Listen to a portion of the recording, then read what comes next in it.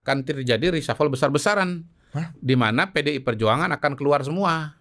Ya dinyatakan sudah dilepas, apa sulitnya untuk mengeluarkan PDI Perjuangan dari kabinet? Apalagi PDI Perjuangan sendiri juga sudah bayangkan ya, kalau misalnya yang menang itu Anies Baswedan, nggak mungkin kita bicara kayak begini.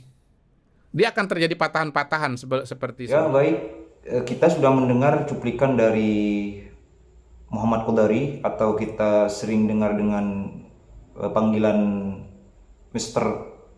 Q. Ya, hari ini kita pastikan posisi dari Bapak Presiden Joko Widodo katanya sudah diberhentikan dari PDIP. Bagi saya, untuk PDIP itu mending keluar saja atau berada di luar pemerintahan, menjadi oposisi. PDIP juga harus tahu jenis kelaminnya. Jenis kelaminnya apa hari ini? Jangan seperti sekarang yang menggantungkan diri, tidak tahu di mana posisinya sekarang, apakah menjadi oposisi atau koalisi. Ini kan masih keraguan-raguan. Bapak Presiden Joko Widodo itu dicintai rakyat. Dicintai rakyat Indonesia. Orang baik, katanya Bang Pacul, jangan pernah melawan orang baik. Pak Jokowi itu baik loh. Dicintai seluruh masyarakat. Bagi saya analisis Bang Mr. Q ini adalah luar biasa. Bapak Prabowo sebagai presiden terpilih 2024 juga akan melanjutkan program-program Jokowi.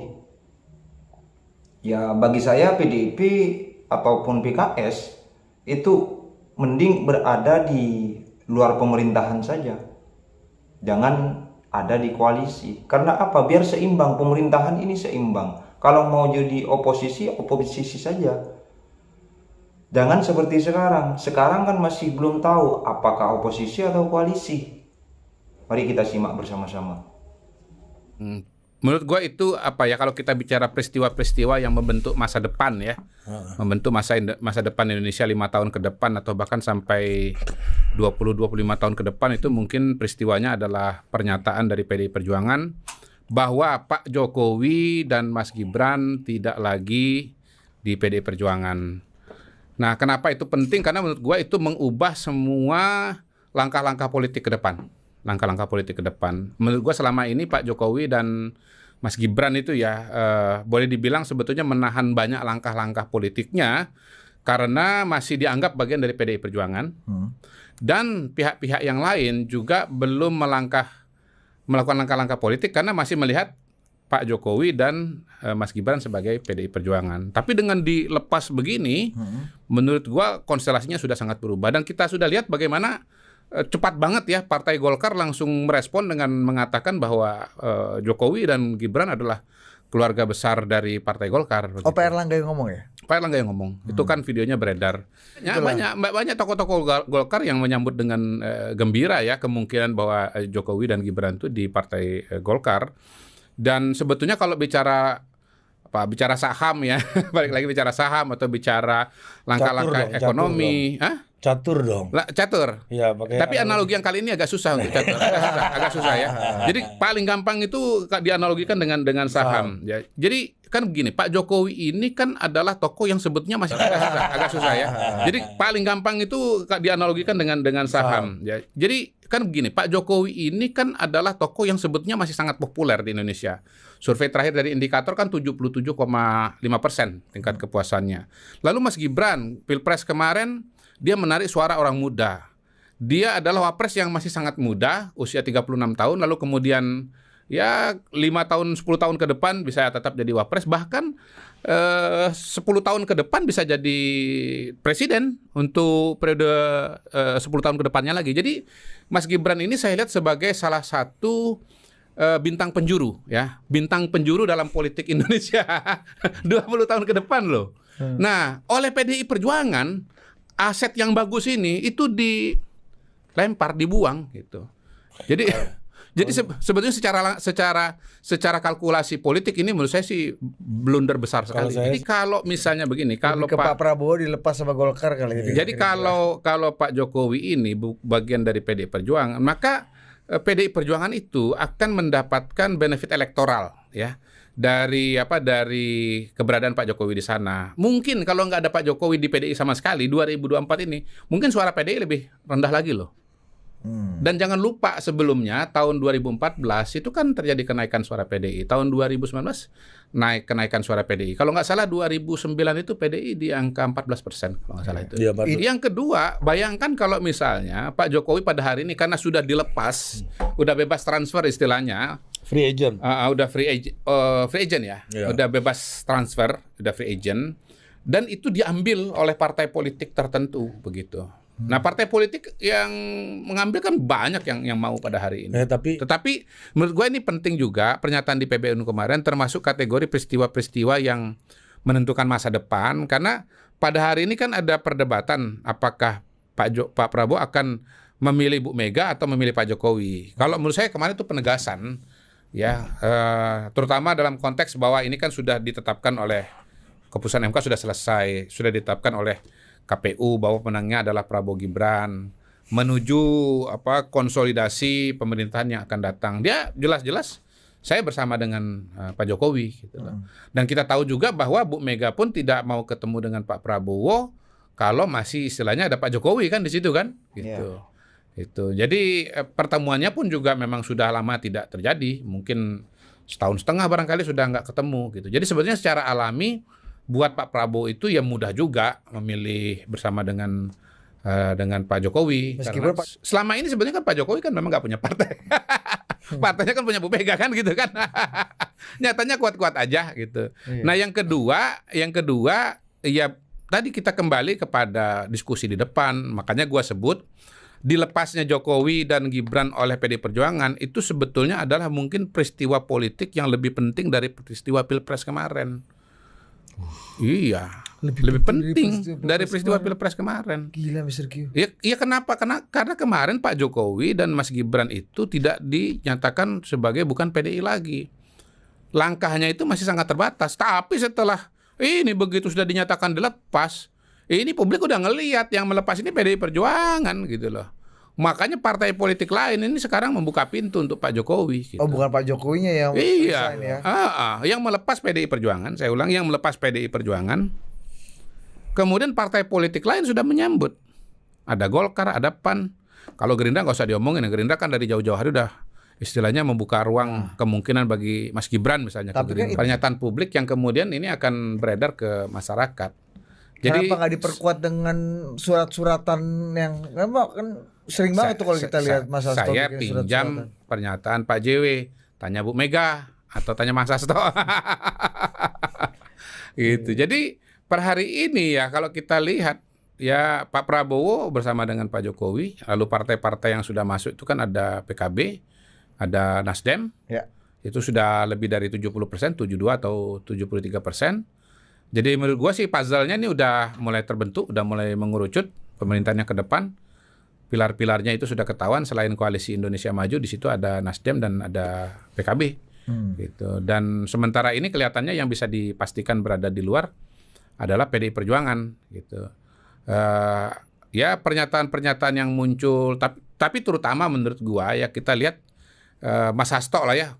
Sampai hari ini Mas Hasto kan masih keliling terus dengan pernyataan-pernyataannya yang intinya kontra dengan Pak Jokowi. Dan itu bisa dimaknai sebagai bahwa PDI Perjuangan akan berada di luar pemerintahan.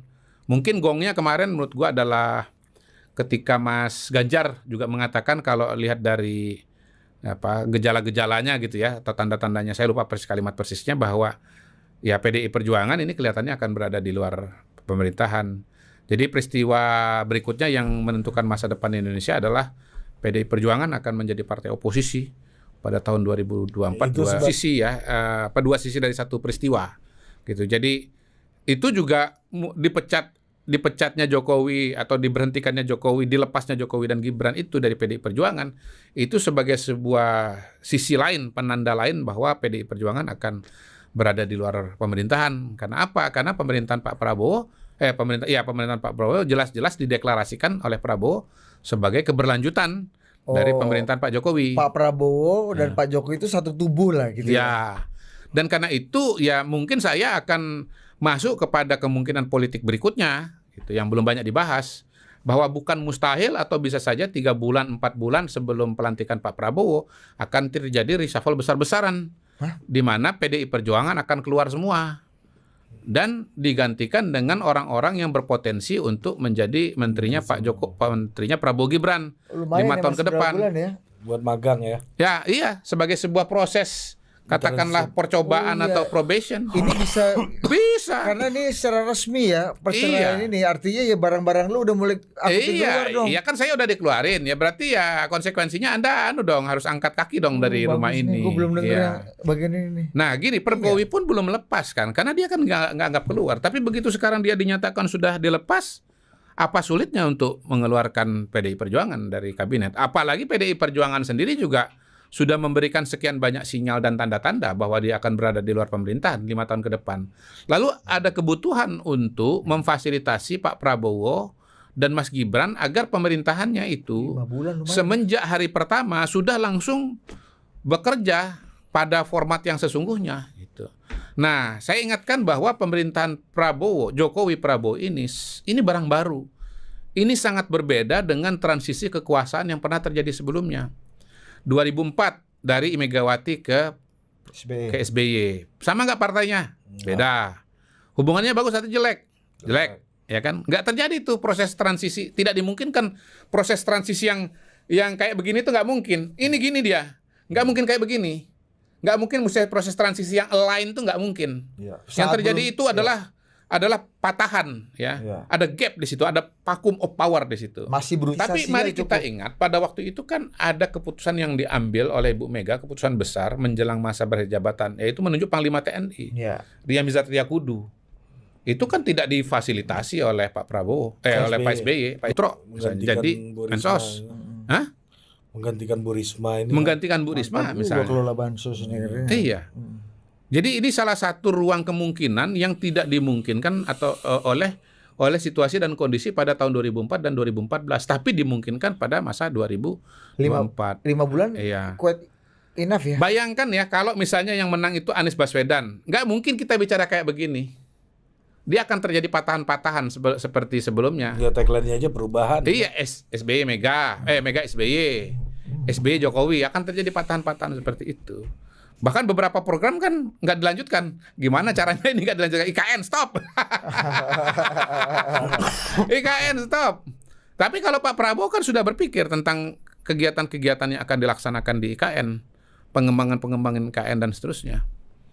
Itu. Jadi betapa berbedanya situasi kita sekarang ini kalau misalnya Pak Anies yang menang. Gitu. Nah, jadi kita yang ketiga PDI Perjuangan kemungkinan berada di luar ya.